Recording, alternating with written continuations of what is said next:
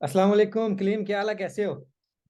अल्हम्दुलिल्लाह, मैं बिल्कुल ठीक। आप सुनाएं, आप कैसे हैं? बस ठीक अल्लाह है। का शुक्र है, ठीक ठाक। यार बहुत बहुत शुक्रिया। और फर्स्ट ऑफ ऑल मैं आपको कंग्रेचुलेशन करूंगा आपको स्कॉलरशिप के लिए कि आप जो है पीएचडी के लिए सिलेक्ट हुए और आप जो है ना पीएचडी कर रहे हो। सॉरी, मैं काफ़ी दिनों से कांटेक्ट करना चाह रहा था। शायद आप भी बिजी हो, आप मूव कर रहे थे पाकिस्तान से जो है कनाडा, तो इस वजह से टाइम मैनेज नहीं हो सका।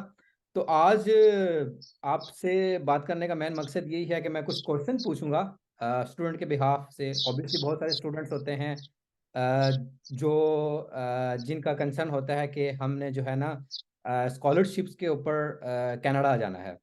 तो कनाडा के पॉइंट ऑफ व्यू से ऑब्वियसली अब तो आप रह रहे हो और सिस्टम को समझ चुके होगे, और जैसे आपने अप्लाई किया और पीएचडी पोजीशन ली, सारे क्वेश्चनिंग स्टार्टिंग से मैंने कुछ क्वेश्चन भी नोट डाउन किए हैं, वो भी आपसे जी। करूंगा। और जो है इन तमाम पॉइंट ऑफ व्यू से आपसे डिस्कस करूंगा, ताकि जो जितने भी नए स्टूडेंट्स हैं जो कनाडा आना चाह रहे हैं या जाना चाह रहे हैं, आप अगर वहाँ बैठे हुए हैं तो उनके लिए क्या सजेशंस है, क्या आप जो है रिकमेंड करते हो। तो इन पॉइंट ऑफ व्यू से जो है ना आप मुझे बताना। तो वैसे आप थोड़ा अपना इंट्रोडक्शन करवा दो, कैसे लिया और उसके बाद कैसे आपने पोजीशन ली। फिर हम जो है ना ऑनवर्ड बाकी डिफरेंट स्टेप्स के ऊपर बात करेंगे, चीज़ों के ऊपर। फर्स्ट ऑफ ऑल नुमान भाई, आपका बहुत शुक्रिया कि आपने मुझे कंग्रेचुलेशन किया, तो कंग्रेचुलेट किया। तो दूसरे नंबर पे मैं ये शेयर करना चाहूँगा अपने जो सुनने वाले हैं, या आपसे भी शेयर करना चाहूँगा। ठीक है। कि हम मैं इस टाइम कनाडा का एक सूबा है क्यूबेक। ठीक है। हम्म। क्यूबेक के अंदर एक सिटी है मॉन्ट्रियल। अगर हम अच्छा। मॉन्ट्रियल को वैसे देखें तो कनाडा का दूसरा बड़ा सिटी है आबादी के लिहाज से। ठीक है। और अगर हम बात करें स्कूल कॉलेजेस की, तो बहुत अच्छे school colleges, second dense city है इन कनाडा में। अच्छा, तो बात करते हैं कि मैंने अपनी जर्नी स्टार्ट कहाँ से की। मैंने अपना इंट्रोडक्शन, मेरा नाम मोहम्मद कलीमुल्लाह खान है। ठीक है। मैंने अपना बैचलर्स यूनिवर्सिटी ऑफ सरगोदा से कंप्लीट किया, और अपना masters commerce university Islamabad main campus से कंप्लीट किया। उसके बाद मैं कुछ अरसा के लिए यूनिवर्सिटी ऑफ झंग में एज अ लेक्चरर काम कर रहा था। ठीक है। Hmm. As a lecturer computer science. उसके बाद साथ में ये स्ट्रगल चल रही थी, ये स्कॉलरशिप के हवाले से। तो फिर वो स्ट्रगल को अल्लाह पाक ने एक रास्ता दिया, तो हमें एक डायरेक्शन मिल गई। तो एट द एंड फाइनली हम यहाँ पहुंच गए। हम्म। जी। तो अच्छा। अभी अभी मैं यहाँ पे पीएचडी मेरी चल रही है। ऑलमोस्ट 1 ईयर कंप्लीट हो गया। 1 साल अच्छा। कंप्लीट हो गया। अभी अभी मेरा सेकंड ईयर है। ठीक है। बस वो आपसे कांटेक्ट होते होते बस टाइम कुछ ऐसा गुजरा, बीच में मैं पाकिस्तान चला गया, कुछ यहाँ पे असाइनमेंट्स और प्रेजेंटेशंस। और हम्म। आपको पता है, आप भी पीएचडी स्टूडेंट हैं, आपको पता है कि वो जिस तरह की मसरूफियात, लैब वर्क हो गया, एक्सटर्नल बिल्कुल। बॉडी के साथ मीटिंग्स हैं, वो सब चीजें हैं। तो इस वजह से बस कोई ऐसा टाइम नहीं बन पाया। फिर उसके बाद सबसे बड़ी बात कि आप शायद स्वीडन में हैं, मैं कनाडा में हूँ। एक टाइम डिफरेंस टाइम भी डिफरेंस एक भी है, बिल्कुल। टाइम डिफरेंस भी एक बहुत बड़ा वो मैटर होता है। तो बस फिर इस वजह से थोड़ा सा हम्म। कि वो टाइम नहीं निकल पाया।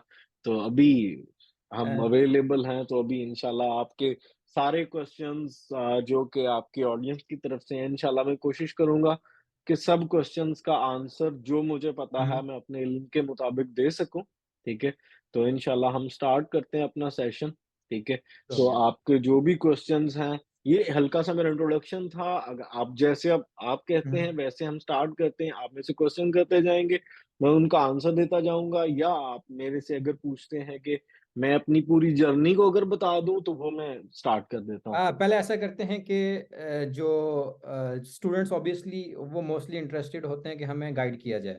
हम स्टार्टअप ऐसे सही करते है। हैं कि बैचलर के स्टूडेंट्स, देन मास्टर के स्टूडेंट्स और पीएचडी, इन तीनों के जी। डिफरेंस के पॉइंट ऑफ व्यू से बात करेंगे। ऑब्वियसली जो मेरा एक्सपीरियंस है यहाँ रहकर, उसके पॉइंट ऑफ व्यू से, और जो नॉर्मल बहुत सारे लोगों ने यूट्यूब पे मुझे अप्रोच किया और स्वीडन के पॉइंट ऑफ व्यू से उन्होंने क्वेश्चनिंग की।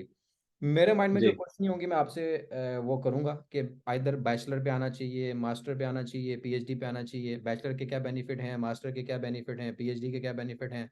देन अब स्टूडेंट्स मोस्टली जब आते हैं तो मेन कंसर्न उनका होता है कि डिग्री लेने के बाद यहाँ सेटलमेंट के क्या चांसेस हैं, देन पीआर का क्या प्रोसेस है, हमें मिलेगी और कैसे मिलेगी। क्योंकि ये ऐसी चीज़ें हैं ऑब्वियसली हर कोई एक एक्चुअल कहते हैं ना कि इन डेप्थ पिक्चर नहीं दिखाता। ऑब्वियसली कह देंगे भाई चले जाओ इजी है ये है। आपसे बात करने का मकसद ये है कि एक्चुअल पिक्चर जो हो गई कि डीपली जिस जो एक्चुअली रियलिटी है वो आपने बतानी है। तो हम लोग ऐसे सही स्टार्ट होगा। करते हैं कि आप मुझे ये बताओ, एक छोटा सा इंट्रोडक्शन बताओ तीनों के पॉइंट ऑफ व्यू से, तीनों में डिफरेंस ठीक हो बताओ। गया, फिर हम जो है सही ना है, फर्दर नेक्स्ट क्वेश्चन की तरफ जाएंगे, फिर कौन से डॉक्यूमेंट्स चाहिए और ये तमाम चीजें होगी ना। तो पहले आप जो है ना ओके, बैचलर मास्टर इनका एक क्वेश्चन है मेरा कि ओके, इसमें डिफरेंस क्या है और कौन सी स्कॉलरशिप पे आना चाहिए। ओके। नुमान भाई, मैं आपको हम्म। बस यहाँ से हम स्टार्ट करते हैं। आपने नाम लिया बैचलर्स का और हम्म। मास्टर्स का और पीएचडी का। तो सबसे पहले हम बैचलर से स्टार्ट करेंगे और पीएचडी की तरफ जाएंगे, ठीक है। हम्म। तो सबसे पहले अगर हम बैचलर्स की बात करते हैं तो बैचलर्स यहाँ पे अगर हम कनाडा की बात करते हैं तो बैचलर्स जो है उसमें स्कॉलरशिप ना के बराबर है, यानी अच्छा। कि स्कॉलरशिप नहीं है, ठीक है। और वो फुली फंडेड है, सेल्फ प्रोग्राम है, सेल्फ फाइनेंस, ठीक है। कुछ लोग आते भी हैं अपना पैसा लगा के, लेकिन अब उसमें लोगों को कुछ जो कंसल्टेंट्स या कुछ जो हमारे हमारे जैसे ही कुछ भाई हैं हम्म। जो कि मैं कहूँगा कि मिसगाइड करते हैं, ठीक है। तो वो बच्चों को नहीं करना चाहिए, ठीक है। जो मेरी राय है बैचलर्स के बारे में, मैं ये सजेस्ट करूँगा अपने सुनने वालों को कि बैचलर्स के लिए आप कनाडा को ना देखें, ठीक है। हाँ, अगर आपने आना है, आप इंटरेस्टेड हो, आपके पास पैसे हैं, तो नो डाउट मैं कौन होता हूँ रोकने वाला, और ना ही मेरे कहने पे कोई रुकने वाला है। लेकिन हाँ, अगर प्रॉब्लम ये है कि कुछ कुछ लोगों के माइंड में एक बात होती है नुमान भाई कि हम पहली फीस जो है वो पाकिस्तान से पे कर देंगे, ठीक है। एग्जैक्टली। अब राउंड अबाउट जो बैचलर्स की फीस है नुमान भाई, अगर मैं गलत नहीं हूँ तो तकरीबन 19,000 से 24-25,000 डिपेंडिंग अपॉन यूनिवर्सिटी और कॉलेज, ठीक है। तो ट्वेंटी थाउजेंड कैनेडियन आप नाइन बता रहे हैं? नाइनटीन हाँ। थाउजेंड कैनेडियन डॉलर से हाँ, अच्छा अच्छा। 24 to 25,000 में भी ज्यादा हो सकती है, ये मैं मिनिमम बता रहा हूँ कि 19,000 है। 16,000 वाले भी कुछ कॉलेजेस हैं लेकिन यूनिवर्सिटीज नहीं है, ठीक है। तो डिफरेंट सिनेरियोज में डिफरेंट फीस है। बहरहाल अगर हम एवरेज कैलकुलेट करें तो 19,000 से 24,000 के राउंड अबाउट नॉर्मल फीसेस बनती हैं, नॉर्मल और मैक्सिमम कॉलेजेस की, ठीक है। अब इसमें होता क्या है कि कुछ जो बीएस के स्टूडेंट है, बीएस नॉर्मली 3 या 4 साल की डिग्री है, ठीक है। अब इनिशियली तौर पे क्या होता है, कुछ स्टूडेंट्स अगर पाकिस्तान से या इंडिया से या बांग्लादेश से या जो हमारे जो रीजन के कुछ कंट्रीज हैं वो यहाँ पे मूव करना चाहते हैं, तो उनका क्या होता है कि वो इनिशियली तौर पे कुछ फीस डिपॉजिट कर देते हैं, ठीक है। और उनके ख्याल में उनका ये ख्याल होता है कि वो यहाँ पे आके और अपनी फीसेस को भी मैनेज कर लेंगे और अपनी रिहाइश, खाना-पीना और बाकी क्लोथ्स और आपका मोबाइल मोबाइल के बिल्स और दिस एंड दैट वो सब चीज़ों को कवर अप कर लेंगे। और इवन के एक गलतफ़हमी कह लो या खुशफ़हमी ये भी होती है कि हम घर भी भेज लेंगे, ठीक है? तो ये बिल्कुल गलत बात है, बिल्कुल 100% गलत बात है। मैंने अभी तक मुझे 1 साल और कुछ माह हो गए, मैंने कोई ऐसा स्टूडेंट बैचलर्स की, हम सिर्फ़ फिलहाल बैचलर्स को डिस्कस हम्म। कर रहे हैं। बैचलर्स का कोई स्टूडेंट ऐसा नहीं देखा कि जो कहे कि यार मैं अपनी फीसें भी खुद भरता हूँ, अपनी फीसें भी खुद ही अफ़ोर्ड कर रहा हूँ, अपने आप को भी खुद ही अपनी रिहाइश, अपना सब कुछ वो अफ़ोर्ड कर रहा हूँ, उसके बाद मैं घर पे ही पैसे भेज रहा हूँ।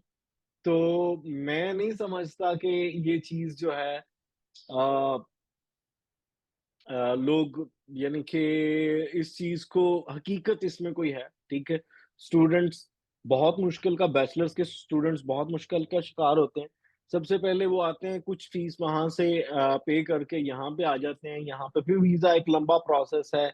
जब आप बैचलर्स के लिए आ रहे हो तो आपको कुछ प्रॉपर्टी एसेट्स और आपके लिए कुछ आपके बैंक स्टेटमेंट, प्रॉपर्टी एसेट्स, ये वो दिस एंड दैट वो सब आपको प्रूव करके, क्योंकि आपने लाइफ में उस टाइम तक कोई डिग्री नहीं है, कोई अचीवमेंट नहीं है आपके पास, आपने वो अपना आप प्रूव करना है पाकिस्तान के अंदर या इंडिया या जहाँ पे भी आप रीजन है आपका, वहाँ से आपने प्रूव करके कि भाई मेरे पास ये एसेट्स हैं, मैं वापस आऊँगा अपनी कंट्री के अंदर, टाइज़ का स यहाँ पे सबसे बड़ा प्रॉब्लम होता है, ठीक है? तो उसके बाद अगर हम बात करते हैं कि एक स्टूडेंट यहाँ पे अभी तो उनने कोविड के बाद कुछ अरसे के लिए स्टूडेंट्स को फुल टाइम जो है वो काम अलाउ किया, ठीक है? हुँ, अदरवाइज़ स्टूडेंट्स को 1 वीक में 20 आवर्स जो लीगली है वर्क करना वो अलाउ है, ठीक है? स्टूडेंट्स वो 20 आवर्स यानी कि वो नॉर्मली काम कर सकते हैं, ठीक है?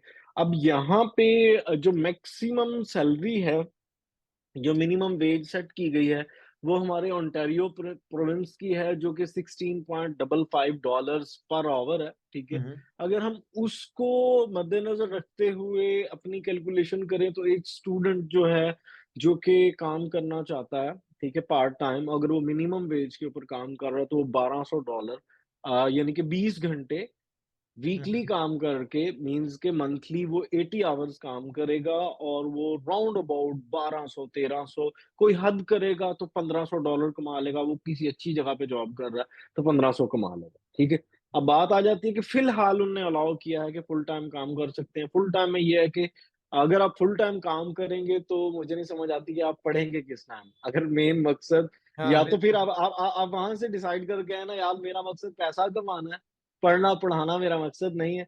अगर आप पढ़ने के लिए आ रहे हो तो यार पढ़ना और पैसा कमाना मेरे ख़्याल में 2 डिफरेंट चीज़ें हैं, ठीक है? तो अब क्या होता है कि अगर हम नॉर्मली लेके चलें कि एक स्टूडेंट मैक्सिमम कमा रहा है 1500 कमा रहा है, ठीक हुँ, है? हुँ, पर मंथ कमा रहा है, लीगल की बात करते हैं क्योंकि ये जो फुल टाइम वर्क लॉ है ये बाद में तो नहीं रहेगा, ठीक है? और एक स्टूडेंट के पास मैक्सिमम 20 घंटे या 25 घंटे होगा काम, यानी कि वो कर सकता है, उसके बाद कुछ कॉलेज के असाइनमेंट्स हैं, कुछ वहाँ की कमिटमेंट्स हैं जो कि उसको पूरा करनी होंगी, ठीक है? तो अभी अगर हम मान के चलते हैं कि $1500 वो मंथली कमा रहा है, अगर 1500 को हम मल्टीप्लाई करते हैं 12 से तो ये तकरीबन राउंड अबाउट जाके 18,000 बनता है।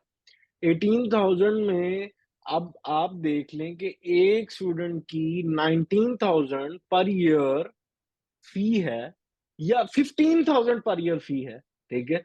तो क्या आप इमेजिन कर सकते हैं कि एक स्टूडेंट लीगली तौर पे 18,000 अर्न कर रहा है, ठीक है? और 18,000 पर वो ईयर अर्न कर रहा है। तो 18,000 पर ईयर अर्न कर ले क्योंकि वो अच्छा, स्टूडेंट स्टेटस पे है, 18,000। कोई अच्छी जॉब हुँ, मिलने के चांसेस वो चीज़ नहीं होती। लेकिन हाँ, अगर जब आप ग्रेजुएट हो जाते हो तो नो डाउट बहुत अच्छी जॉब्स और वो सब अपॉर्च्युनिटीज़ बहुत अच्छी हैं। अच्छा, तो अब क्या होता है 18,000 आप इमेजिन करें कि हम मान लेते हैं कि उसकी 15,000 फीस है, हम 19,000 को भी छोड़ देते हैं, हुँ, 15,000 हम उसकी फीस ले आते हैं। अब वो 18,000 में से 15,000 अपनी अगर फीस पे कर देता है, बाकी उसके बाद बचता है 3,000।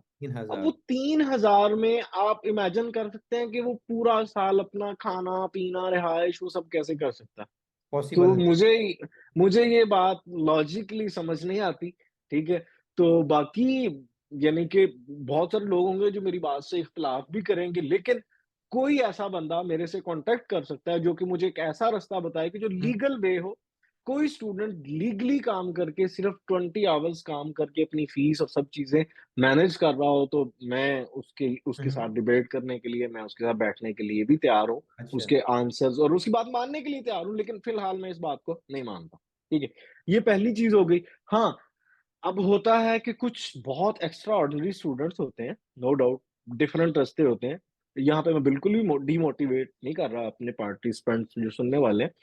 कुछ बहुत एक्स्ट्रा ऑर्डिनरी स्टूडेंट्स होते हैं जो कि बैचलर्स में यहाँ पे एडमिशन लेते हैं इनिशियली तौर पे, नो डाउट खर्चा होगा आपका। तो लेकिन वो यहाँ पे आके इतनी अच्छी परफॉर्मेंस देते हैं कि यूनिवर्सिटी की तरफ से या प्रोफेसर की तरफ से उनको एक मिल जाता है स्कॉलरशिप टाइप, डिफरेंट किस्म के स्कॉलरशिप हैं, बहुत ज़्यादा स्कॉलरशिप्स हैं, जो कि उनको स्कॉलरशिप मिल जाता है और उसके बाद उनकी फीस में कुछ कमी हो जाती है या समटाइम फीस बिल्कुल माफ़ हो जाती है। वो आपके जीपीए बेस्ड डिपेंड करता है या आपकी परफॉर्मेंस बेस्ड डिपेंड करता है। तो उस चीज़ में ये है कि अगर आप पार्ट टाइम जॉब कर लेते हैं, तो आपका यहाँ पे बहुत अच्छा एक टाइम गुज़र जाता है कि अगर आपकी मेन चीज़ है फीस, ठीक है?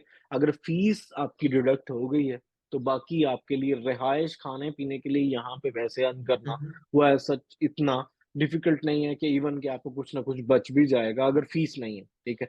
तो लेकिन वो बहुत कम केसेज़ में होता है क्योंकि स्टूडेंट जो आता है वो अपने अब डिफरेंट पाकिस्तान में अगर देखें या हमारे रीजन की जो कंट्रीज़ हैं उनको अगर हम बात करते हैं, तो मैक्सिमम स्टूडेंट्स क्या होते हैं कि वो लोन लेके या अपने कुछ ऐसा करके वो यहाँ पे आए होते हैं। तो उस सूरत में क्या हो रहा होता है कि वो लोन को उन्हें वापस करना होता है उनके पेरेंट्स का और वो चीज़ों का एक प्रेशर होता है, फाइनेंशियली ठीक है? आपके ऊपर तो वो प्रेशर होता है। फाइनेंशियल वो शायद मुझे ऐसा लगता है बैचलर्स के स्टूडेंट्स की अगर मैं स्पेशली बात करूँ, हाँ, तो बैचलर्स के स्टूडेंट इतना फ़ोकस नहीं कर पाते अपनी स्टडीज़ पे, ठीक है? अच्छा। तो तो हुँ। ये नुमान भाई ये मेरा एक पॉइंट ऑफ व्यू है, ठीक है? तो अब यानी कि ये बैचलर्स के हवाले से मेरा ये पॉइंट ऑफ व्यू है, अगर आपका कोई क्वेश्चन है तो मैं उसके लिए मेरा जो एक मेरे क्वेश्चन है आई थिंक जी, जी, बैचलर और मास्टर ये दोनों पर होगा। जब जो स्टूडेंट कह रहे हैं कि स्टडी कंटिन्यू नहीं कर पाते, जैसे हमारे यहाँ ये जी, सिस्टम ये है कि अगर आप स्टडी कंटिन्यू नहीं करते, तो आपकी जो वीज़ा इमिग्रेशन ऑफ़िस है या जो यहाँ माइग्रेशन यहाँ पे इसको माइग्रेशन वर्कर बोलते हैं, वो लोग आपको जी, अप्रोच करते हैं। फॉर एग्ज़ाम्पल आपकी प्रोफ़ाइल थी, आप एज़ अ स्टूडेंट गए हैं और आप स्टडी नहीं कर रहे, आप जॉब्स कर रहे हैं, तो वो आपके वीज़े के ऊपर वो उनकी प्रॉपर्ली मॉनिटर कर रहे होते हैं और आपसे आपको बाकायदा लेटर भी भेजते हैं कि भाई हमने आपका प्रोफ़ाइल देखी, आप स्टडी नहीं कर रहे हैं, अदरवाइज़ आप ये करें, अदरवाइज़ आपका वीज़ा कैंसल कर दिया जाएगा या हमें आप प्रूफ़ दें कि आप आपका अभी क्या स्टेटस है। तो क्या कनाडा भी इन चीज़ों को मॉनिटर कर रहा होता है कि एक स्टूडेंट अगर स्टडी पे गया है, स्टडी क्विट कर रहा है और वो जॉब्स की तरफ फ़ोकस कर रहा है, उसका स्टडी से कोई लेना-देना नहीं। तो वो अपने आप को वहाँ पे स्टेबल कैसे कर रहा है और वो क्या लीगली वहाँ पे रह रहा होता है या क्या उसका सिस्टम है? ओके। ओके, नुमान भाई जब आप अपना कॉलेज को अटेंड नहीं कर रहे, अपनी हुँ, हुँ। अटेंडेंस जो कि एक मिनिमम अटेंडेंस की रिक्वायरमेंट होती है, आपको पता है यूनिवर्सिटीज़ में, ठीक है? अगर आप उसको पूरा नहीं कर रहे, तो यूनिवर्सिटी उसी टाइम आपकी इमिग्रेशन ऑफ़िस में या इमिग्रेशन के जो रेलेवेंट डिपार्टमेंट्स होते हैं, उनको बता देते हैं कि भाई, ये स्टूडेंट जो है, ये कॉलेज को या यूनिवर्सिटी को अटेंड हुँ, नहीं कर रहा, ठीक है?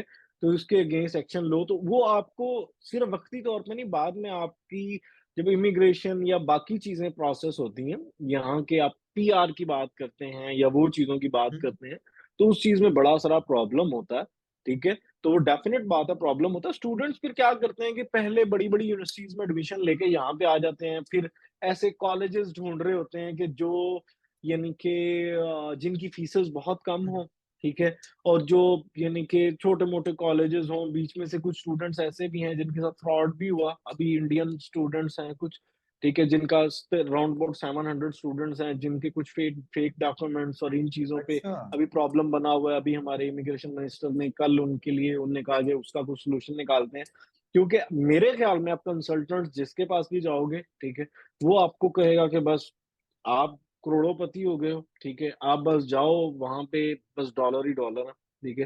हकीकत में ऐसा कुछ नहीं होता, इंसान को सीढ़ियाँ चढ़नी पड़ती हैं। नो डाउट यहाँ पे बहुत पैसा है, बहुत अच्छी स्टेबिलिटी है, हेल्थ बहुत अच्छी है, सिक्योरिटी बहुत अच्छी हुँ। है, आपकी इनकम सिक्योरिटी और ये सब चीज़ें हैं, जॉब सिक्योरिटी, जॉब्स अपॉर्च्युनिटीज़ बहुत ज़्यादा, लेकिन स्टेप बाय स्टेप चढ़ना पड़ता है। ये नहीं होता कि आप पहले दिन आए और छू ऐसा आई थिंक ये कुछ तो भी नहीं होता, ठीक है? सबके ऊपर जी। ये लागू करता है ना ठीक। मास्टर तो वो डेफ़िनेट बात है रूल्स एंड रेगुलेशंस ये लोग भी चेक करते रहते हैं, ठीक है?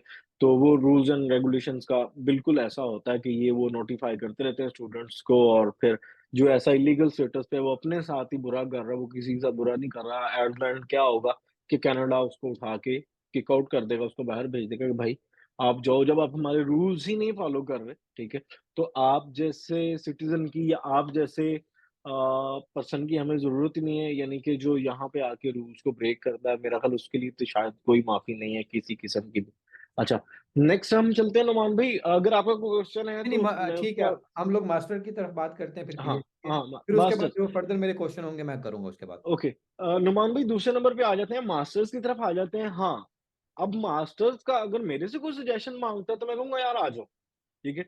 अब हुँ, मास्टर्स में 2 रास्ते हैं, ठीक है? स्टूडेंट्स थोड़ी-सी अगर मेहनत करें, मेहनत नहीं करते स्टूडेंट्स, मेहनत नहीं करते, कंसल्टेंट्स के पीछे भागते हैं, फलाँ ने कह दिया, फलाँ चला गया था, वो ऐसे गया था, उसको फलाँ ने भेजा था या वो ये करने गया था, वो करने गया था, ऐसा कुछ भी नहीं होता, ठीक है? अब यहाँ पे अगर हम मास्टर्स की बात करें तो 2 टाइप्स के मास्टर्स हैं हमारे पास यहाँ पे, ठीक है? एक कोर्स वर्क के मास्टर्स हैं और एक है थीसिस बेस्ड मास्टर्स हैं।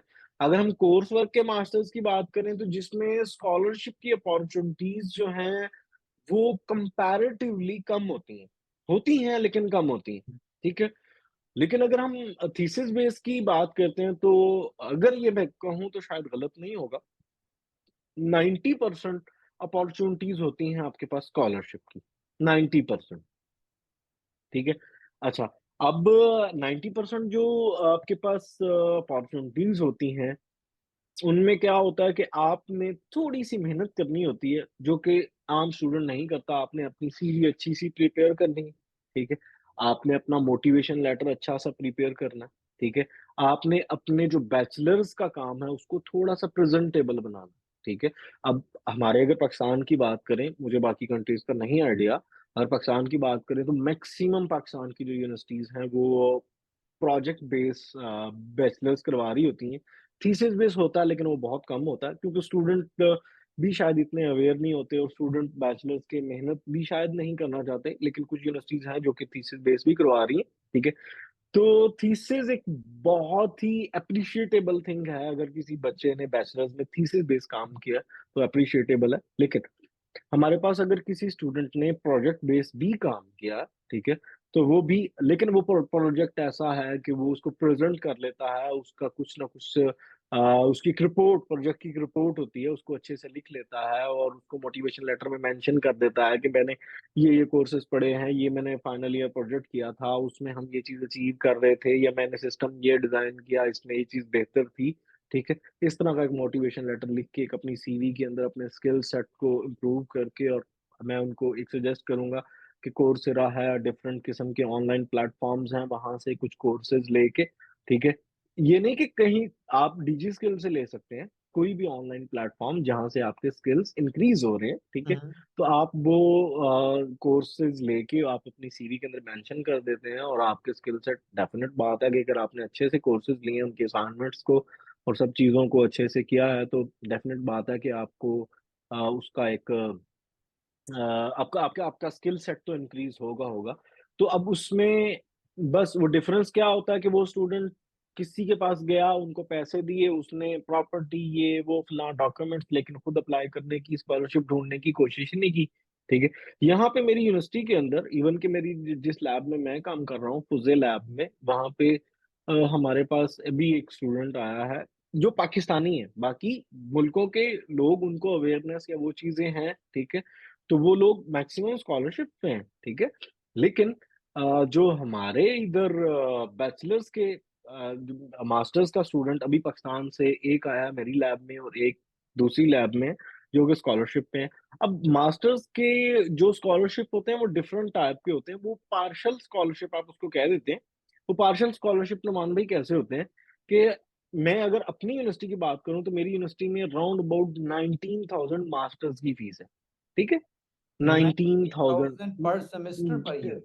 no, no, per अच्छा, year, per year. Okay, okay. 19,000 per year, around about 19,000 Canadian dollar per year मेरी यूनिवर्सिटी में मास्टर्स की फीस है। अब हुँ, उसमें क्या होता है कि जो स्टूडेंट को स्कॉलरशिप मास्टर के स्टूडेंट को स्कॉलरशिप मिलता है, वो तकरीबन 18,000 17 से 19,000 के राउंड अबाउट मिलता है, ठीक है? ऑलमोस्ट उसकी जो फीस है, वो सारी की सारी कवर हो जाती है। ठीक हो गया। अब बाकी क्या बचता है? बाकी बचता है उसकी लिविंग एक्सपेंसेस और उसका कुछ मेस के खाना-पीना, वो सब चीज़ें चलती हैं। तो वो स्टूडेंट सिर्फ़ वीकेंड्स पे काम करके या अपना कोई भी पार्ट टाइम किसी अच्छी जगह पे जॉब करके अगर वो मिनिमम वेज पे भी काम कर रहा है, तो वो अपना 1100 $1200 अर्न कर लेता है और उसका 800 900 में डिपेंड करता है कि वो यूनिवर्सिटी रेज़िडेंस में है, वो शेयरिंग अपार्टमेंट में है, वो सेपरेट रूम में है, ठीक है? अकॉर्डिंगली बहरहाल अगर किसी के पास 1000 या 1100 है तो वो एक अच्छा मैं मेरी एक एक्सपीरियंस के मुताबिक एक स्टूडेंट जिसके पास $1000 हैं, वो स्टूडेंट स्टेटस पे है, वो अच्छी रिहाइश में रह के, ठीक है? अच्छा खाना-पीना खा के अब वो कहे कि मेरा स्टैंडर्ड होता है। मैं एक नॉर्मल की बात कर रहा हूँ, नॉर्मल यानी कि जिस तरह की स्टूडेंट्स जिस तरह रहते हैं, स्टूडेंट की एक सेपरेट रूम में रहना, एक उसको मैं अच्छी रिहाइश कह देता हूँ। सेपरेट रूम में रह के और अच्छा खाना-पीना खा के $1000 is enough for his mess and living expenses and all the stuff. तो वो स्टूडेंट मास्टर्स के क्या करते हैं कि उनकी फीस उधर से कवर हो रही होती है और यानी कि बाकी उनके लिविंग एक्सपेंसेस और दिस एंड दैट वो अर्न कर लेते हैं। अब उसमें एक सबसे अच्छी चीज़ क्या होती है कि अगर वो अपने पहले सेमेस्टर में इतनी अच्छी परफॉर्मेंस दे देते हैं कि उनका जीपीए एक सर्टेन एक थ्रेशोल्ड से अबव होता है, तो वहाँ पे उनकी फीस होती है वो बिल्कुल ही यानी कि बस मिनिमम से चार्जेस 2-3 मेरे ख्याल 3000 या 4000 शायद होंगे जो कि सबको ही पे करने पड़ते हैं। कुछ ऐसे चार्जेस होते हैं कि जो सबको ही पे करने पड़ते हैं, ठीक है? तो 3000 या 4000 वो उसको पे करने पड़ेंगे और जिसमें उसकी इंश्योरेंस और सब चीज़ें this and that health insurance cover करेगी वो यूनिवर्सिटी के पास यूनिवर्सिटी ही देती है यहाँ पे। तो उसका क्या होगा कि वो सब चीज़ें उधर कवर हो जाएँगी, उसके पास स्कॉलरशिप भी बच जाएगा और जो अर्निंग होगी, वो भी उसके लिए सेपरेट चीज़ होगी। वो जस्ट लाइक पीएचडी स्टूडेंट हो जाएगा, अच्छा, ज़बरदस्त हो गया। ठीक है? जस्ट लाइक पीएचडी लेकिन वो डिपेंड करता है कि आप आके कितनी का एफर्ट पुट करते हो और क्या परफॉर्म करके दिखाते हो, ठीक है? उसकी बेसिस पे हाँ, फिर उसके अलावा अब ये स्कॉलरशिप जो मिलता ही मिलता है, जो कि कुछ अच्छे स्टूडेंट्स होते हैं, जो कि प्रोफ़ेसर्स को अप्रोच कर लेते हैं। अब जो दोनों केसेस का बैचलर्स के स्टूडेंट्स को मैं देख रहा हूँ, जो कि मास्टर्स में यहाँ पे आए हैं, किसी के पास कोई पब्लिकेशन नहीं है, कोई कोई सिंगल आर्टिकल, कोई कॉन्फ्रेंस पेपर नहीं है, दोनों का प्रोजेक्ट बेस बैचलर्स था, ठीक है? कोई थीसिस बेस में बैचलर्स नहीं था, ठीक है? और दोनों ही यानी कि अपने एक लड़का कायद-ए-आज़म यूनिवर्सिटी से है, इस्लामाबाद से, दूसरा लड़का नस से था, ठीक है? ऐसे कुछ लड़के लेकिन अवेयरनेस थी, उनका था कि हमने स्कॉलरशिप सर्च करना है, कुछ डायरेक्शंस मिली। आप जैसे लोग जो कि ऐसे इवेंट्स को मैनेज कर रहे होते हैं, मैं आपका शुक्रिया अदा करता हूँ इस हुँ, हवाले से भी कि मेबी अगर मैं हमारी इस वीडियो को देख के कुछ एक बिल्कुल। एक स्टूडेंट भी मोटिवेट हो जाता है, तो मेरे लिए कम से कम ये चीज़ काफ़ी होगी, ठीक है? कि हुँ, मैंने अपना एक्सपीरियंस शेयर किया और मेरे लिए यकीन माने कि मैं समझूँगा कि मैं अब यानी कि मेरा मकसद ये वीडियो बनाने का और ये टाइम निकालने का हमारा मकसद पूरा हो गया, मैं ये समझूँगा। अच्छा, तो अब वो क्या होता है कि मास्टर्स के स्टूडेंट ये सब चीज़ें देख के और यानी कि वो जस्ट लाइक पीएचडी स्टूडेंट्स हो जाते हैं, ठीक है? तो लेकिन हमारे यहाँ प्रॉब्लम क्या है कि नहीं यार ऐसा नहीं होता, एक मिसकंसेप्शन, एक मिसअंडरस्टैंडिंग जो कि हमारे माशरे में ये है कि यार नहीं स्कॉलरशिप नहीं मिलता, कनाडा का तो बिल्कुल नहीं मिलता यार, इतना आसान क्या है? बिलीव करें नुमान भाई कि शायद मुझे ऐसा लगता है कि इतना स्कॉलरशिप है कि आधे से ज़्यादा वैसे का वैसे ही पड़ा रहता है या उनको बंदे ही नहीं मिलते, स्टूडेंट्स अप्लाई करने वाले नहीं। आप बिलीव करेंगे जो अच्छी यूनिवर्सिटीज़ हैं, आप बिलीव करें इस चीज़ पे, अच्छी यूनिवर्सिटीज़ क्या करती हैं कि अपने स्टूडेंट्स को गाइड करती हैं, हुँ, उनको हुँ। कुछ मेंटोरशिप मिलती है। आप मेरी लैब में इस टाइम 3 समर इंटर्न्स हैं, जो कि पाकिस्तान इंडिया से? से नहीं, पाकिस्तान अच्छा, से नहीं है, अच्छा, पाकिस्तान से इंटरनेशनल। पाकिस्तान से लास्ट ईयर एक लड़का आया हाँ, हुआ हाँ, था, ठीक है? अभी 3 इंटर्न्स हैं जो कि इंडिया से आए हैं। अब हाँ, उनमें क्या हाँ। होता है कि उनमें अपने बैचलर्स के तीसरे या चौथे सेमेस्टर में थे, 5वें में थे, डिफरेंट प्रोफेसर्स के पास यहाँ पे पता ही नहीं ना चीज़ों का। शायद जब आप और मैं बैचलर्स लेवल पे थे, हमें भी इन चीज़ों का आइडिया नहीं था, लेकिन यहाँ पे आके हमें चीज़ों को थोड़ा-सा आइडिया हुआ कि यार ऐसे भी पॉसिबल है। अब वो स्टूडेंट्स क्या करते हैं कि अपना कुछ लिखते हैं कि यार मेरा ये रिसर्च इंटरेस्ट है, मैं इस चीज़ पे काम कर रहा हूँ, मैं ये चीज़ पढ़ना चाहता हूँ, तो काइंडली मुझे अगर आप समर इंटर्नशिप दे देते हैं। वो 3 माह के लिए आते हैं, अब 3 माह में क्या होता है वो 1-2 पेपर्स पढ़ेंगे, छोटा-मोटा सा कोड चलाएँगे, 1-2 पेपर, 3 पेपर पढ़ के प्रोफ़ेसर को रिपोर्ट बना के देंगे और यहाँ पे घूम फिर के वापस चले जाते हैं। लेकिन एक सर्टिफिकेट उनको मिल जाता है समर इंटर्नशिप का और बहुत अच्छा कुछ सीख के भी जाते हैं, डेफ़िनेट बात है। जब एक इतनी बड़ी रिसर्च कम्युनिटी की मेरी अभी लैब के 43 मेंबर्स हैं, जब पूरी लैब के साथ बैठते हैं, एक्सपीरियंस शेयर होता है, आइडियाज़ शेयर होते हैं, तो कुछ ना कुछ बच्चे का वो चीज़ें भी हाई होती हैं और वो बैचलर्स के बाद फ़ौरन मास्टर्स पे आने के लिए और स्कॉलरशिप की सर्च में वो लग हुँ, जाता है। तो ये ट्रेनिंग मेरा ख़्याल उस टाइम से तीसरे चौथे सेमेस्टर के जो स्टूडेंट्स हैं, वो अपने लिए डिफरेंट किस्म के स्कॉलरशिप्स को यहाँ पे सर्च आउट कर सकते हैं। स्कॉलरशिप नहीं सॉरी, मैं वो कह रहा हूँ उसके लिए अपने इंटर्नशिप्स के लिए, समर इंटर्नशिप्स के लिए अभी मेरे ख़्याल पाकिस्तान में सब यूनिवर्सिटीज़ ऑफ हो गई होंगी, ठीक है? अगर ऑफ नहीं भी हुई तो आप अपने पेपर्स को या चीज़ों को मैनेज करके तो यहाँ पे आ जाते हैं। तो वो चीज़ आपके लिए बड़ी बेनिफिशियल होती है कि आप कनाडा जैसे मुल्क में आप एक्सपीरियंस 3 माह का आप समर इंटर्नशिप का एक्सपीरियंस अगर लेके गए हैं तो डेफिनेट बात है कि वो आपको पूरी ज़िंदगी के लिए आप आपकी प्रोफ़ाइल में है और आपको उस चीज़ का डेफिनेट बात है फ़ायदा होगा। तो ये चीज़ मेरा ख़्याल ये चीज़ मेरे लिए नहीं नई थी जो यहाँ पे आके मुझे पता चली, ठीक है? तो अभी रिसेंटली में मेरी मीटिंग थी उन 3 स्टूडेंट्स से जो कि इंडिया से आए हुए थे, मैंने सारा प्रोसेस पूछा तो वो यही बात कर रहे थे कि हम वहाँ पे थे, हमने प्रोफ़ेसर्स को सर्च किया, हमें भी इसी तरह किसी ने गाइड किया जो हमारे यहाँ पे थे। कुछ स्टूडेंट्स पढ़ने वाले थे तो आप यहाँ पे आ सकते हैं, इस तरह करके इंटर्नशिप पे अप्लाई करें, सिर्फ़ 3 माह के लिए आते हैं। वो कुछ पेपर्स पढ़ेंगे, कोई रिसर्च पेपर्स, कुछ रिसर्च आइडिया मिलेगा, प्रोफ़ेसर क्या काम हो रहा है, दुनिया में क्या काम हो रहा है, लोग क्या कर रहे हैं, ठीक है? वो रिसर्च कम्युनिटी के साथ बैठते हैं, तो उनका एक रिसर्च का इंटरेस्ट और वो चीज़ें अभी से बैचलर से ही पैदा हो जाती हैं, अच्छा, ठीक है? इसमें हाँ, जो है मेरा क्वेश्चन है, जी। इसमें जी, क्या जी। जो 3 माह की जो इंटर्नशिप देते हैं, इसमें एयर टिकट्स इंक्लूड होता है और जो इस आपकी इसमें अकोमोडेशन? नुमानदही सब कुछ इंक्लूड होता है, आपकी अच्छा, रिहाइश, खाना-पीना, ये, वो, this and that, university even की रिहाइश उनको प्रोवाइड करती है। जो लास्ट ईयर पाकिस्तानी आया हुआ था, तो वो तो यानी कि उसने कुछ अरसा यहाँ पे अपने प्रोफ़ेसर के साथ पेपर पढ़ता रहा। उसके बाद वो कहता है, "यार, मैं कनाडा में आया हूँ, तो मैं 3 माह के लिए आया हूँ, तो यार मैं मैक्सिमम कनाडा पता नहीं ज़िंदगी में दोबारा हुँ, आऊँगा या मास्टर्स का स्कॉलरशिप कब होगा, कब नहीं होगा या मैं मास्टर्स करूँगा कि नहीं करूँगा, तो मैक्सिमम घूमना चाहता हूँ।" उसको हुँ, प्रोफ़ेसर ने 3 माह के लिए लैपटॉप भी दिया था, ठीक है? वो अपना लैपटॉप बैग में डालता था, कभी वो उस सिटी जा रहा है। हम नहीं इतना घूमे। हुँ, जितना वो बंदा 3 माह के लिए हमारा तो है ना यार अभी हमारे 4 साल की पीएचडी है, चलो उधर जाएँगे, टाइम मिलेगा, हुँ, उधर-उधर विज़िट करेंगे।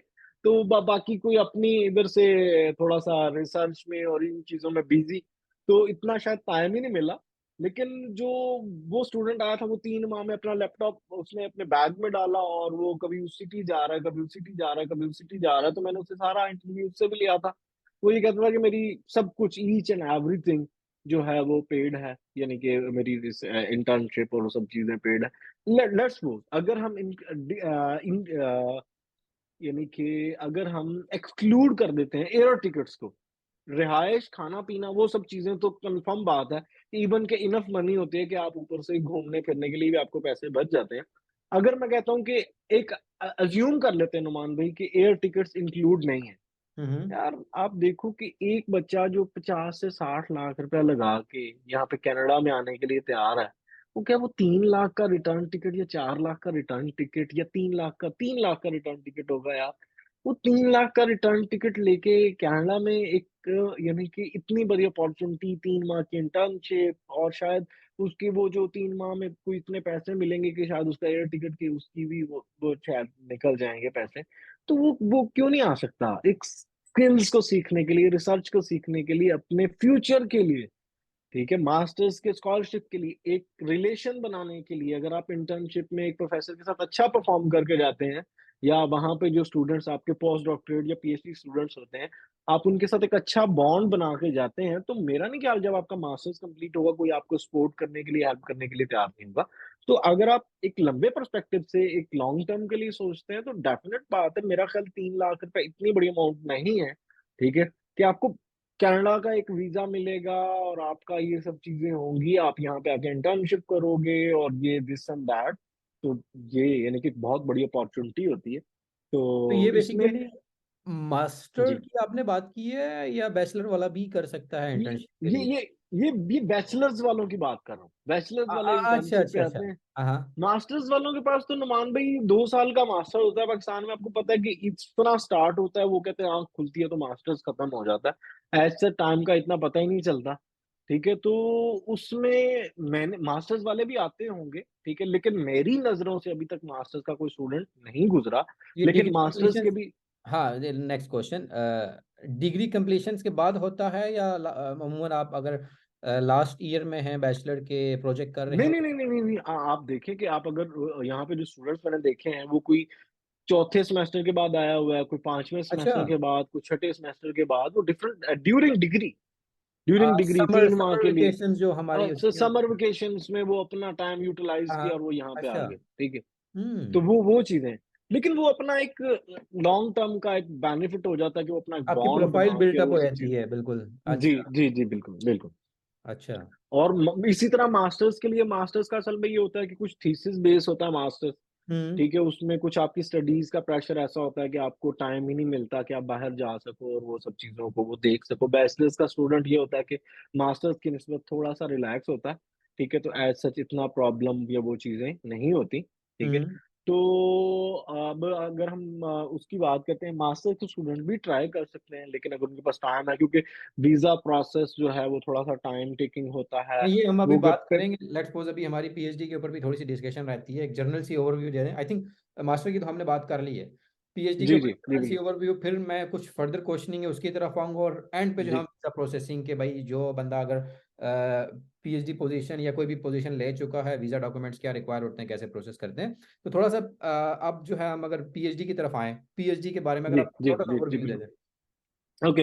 अगर हम पीएचडी के मामले में बात करते हैं, तो मेरे एक्सपीरियंस के मुताबिक और मेरे जितने भी यहाँ पे फ्रेंड्स हैं, इंडियन हैं, पाकिस्तानी हैं या बांग्लादेश के हैं या जो भी स्टूडेंट्स हैं, वो सब के सब 100% फुली फंडेड पीएचडी कर रहे हैं।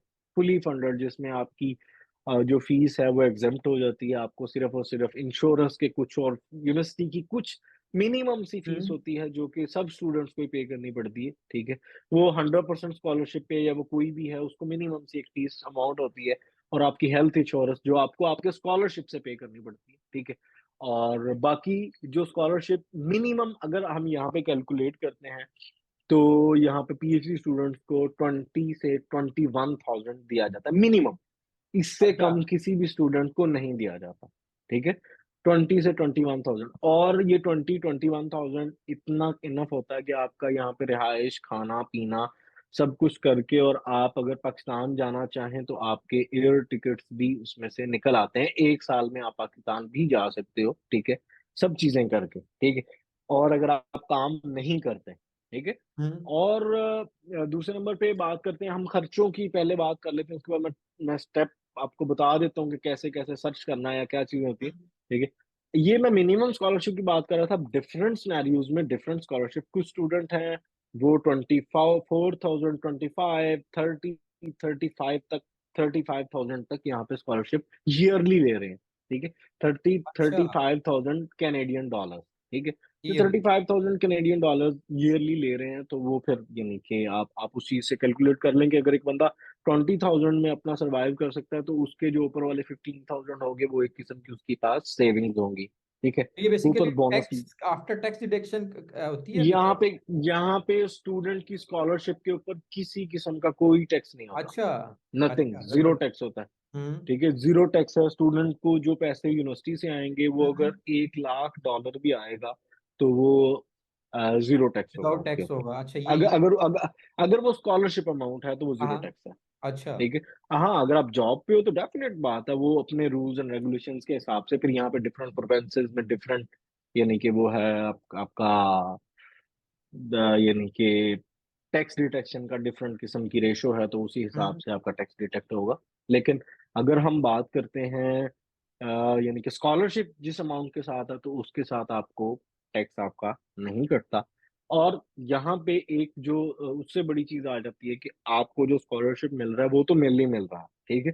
आप जो एक्सटर्नल बॉडीज़ के डिफरेंट कंपनीज़ के डिफरेंट और किस्म के स्कॉलरशिप्स, गवर्नमेंट ऑफ कनाडा के और बाकी स्कॉलरशिप्स होते हैं, ठीक है? और आप उन पे अप्लाई कर देते हो, अगर आपका उसमें से कोई स्कॉलरशिप आपका अप्रूव हो जाता है, तो आप लेट्स सपोज़ यहाँ पे एफक्यूआरएनटी, जिस रीजन में मैं हूँ, एफक्यूआरएनटी के नाम से एक स्कॉलरशिप है, जिसकी अमाउंट तकरीबन 25,000 आपका पर ईयर है। अगर आप 25,000 प्रोफ़ेसर से ले रहे हैं और 25,000 आपका एफक्यूआरएनटी से आ रहा है, तो 50,000 पर ईयर एक अच्छी अमाउंट है, जो पाकिस्तान में अगर हम कैलकुलेट करें तो तकरीबन 1 करोड़ से ज़्यादा की अमाउंट बनती है। ठीक है, 1 करोड़, सवा करोड़ के लगभग अमाउंट बनती है। 1 करोड़ अच्छा। 7-8 लाख रुपए बनती होगी, ठीक है? और इसके नेक्स्ट साथ अब एक जो है ना बोनस।